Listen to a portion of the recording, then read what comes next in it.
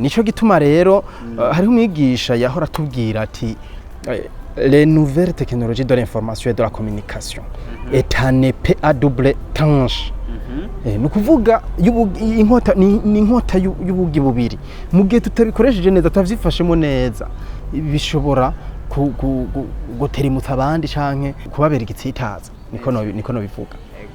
Rero umuntu wese ategezwa kumenya yuko ubuhinga bwa none bwaje kugira ngo budufashe mu kutwegereza iterambere rirama atari kugira ngo duce dufatiraho dufata abantu tubafata ukutariko tubabeshere. Reka ndaguha karorero hariho video imaze imisi itembera konze kuvuga ngo kamaze imisi ga trend